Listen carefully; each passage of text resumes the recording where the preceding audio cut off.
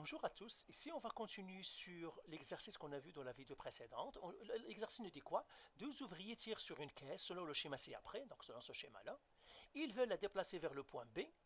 La résultante des forces est de 400 newtons et est parallèle à la droite AB.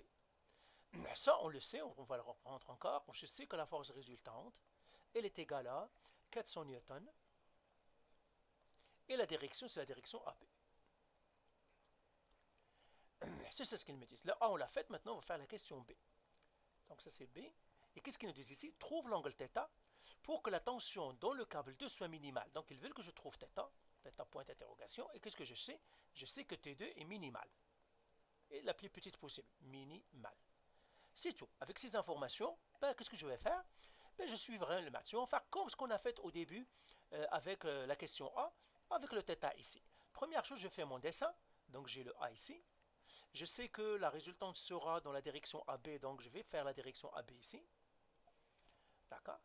Et puis j'ai la force T1 avec elle et les T1 ici, avec un angle de 30.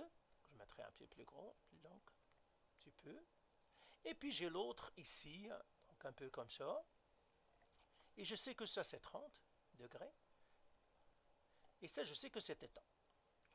Je sais que si j'additionne les vecteurs, je dois tomber sur la ligne qui est là-dedans. Je vais la mettre en point ici tout simplement pour dire que c'est une ligne fictive, il n'existe pas. C'est une ligne fictive.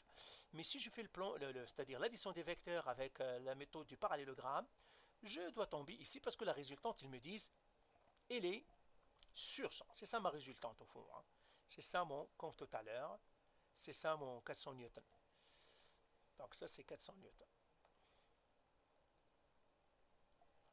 Maintenant, je vais faire la même chose que tout à l'heure.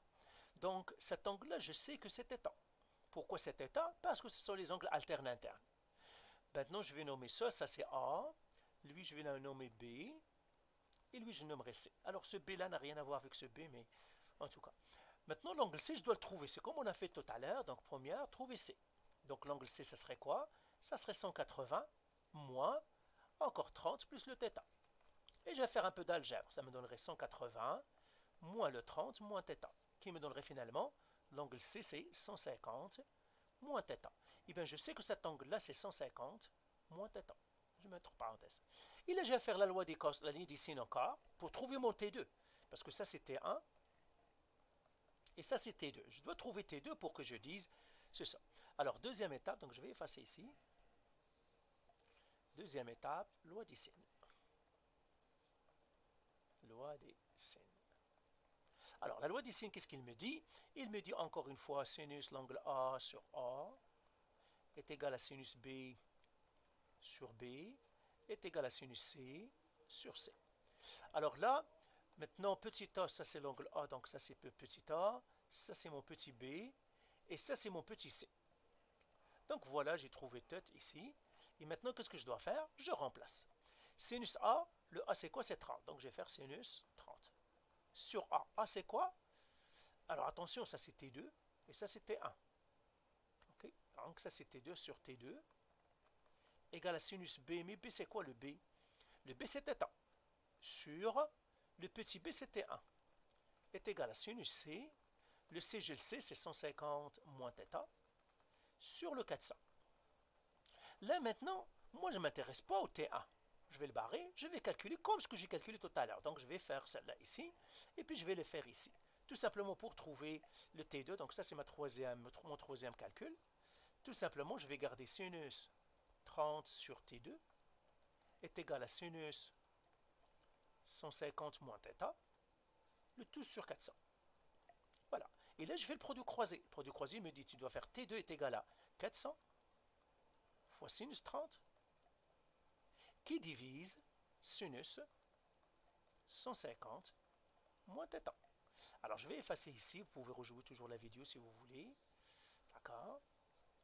Et là, maintenant, je vais analyser ma situation. T2 égale, je continue, 400 fois sinus 30, c'est 200. Tout simplement, vous le donnez à la calculatrice, ça vous donnera sinus 150 moins θ. Et là, j'analyse ma situation. Là, ils me disent, ils veulent que le T2 soit minimal. Qu'est-ce que ça veut dire minimal?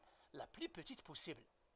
Alors, pour que ce soit la plus petite possible, 200, je le divise par sinus. Donc, je dois diviser par le plus grand possible. Donc c'est ça minimal, ça veut dire le sinus ici par lequel je divise, je dois diviser le 200 par le plus grand nombre possible. Ça veut dire le sinus doit être le plus grand possible. Donc ici je vais écrire sinus doit être le plus grand possible. Sinus 150 moins θ, le plus grand possible. Plus grand possible. Mais qui est le plus grand possible de sinus? C'est 1. Donc sinus 150 moins θ, il est forcé d'être égal à 1. Et là, je vais faire sinus moins 1. Alors là, je vais effacer ici. Je résous encore. Donc, je vais écrire ici sinus 150 moins θ égale à 1. Ben, je vais faire 150 moins θ égale à sinus moins 1 de 1. Et sinus moins 1 de 1, c'est 90 degrés. Donc, ça me donnerait 150 moins θ. Là, j'isole le θ. θ est égal à 150 moins 90. Et là, θ est égal à quoi? À 60 degrés. Ben voilà, j'ai trouvé le θ. Au fond, cet angle-là, ça doit être un angle droit au fond. Donc, le θ est 60 degrés. Donc, ça, c'est 60 degrés. Voilà pour cet exercice. Allez, bye.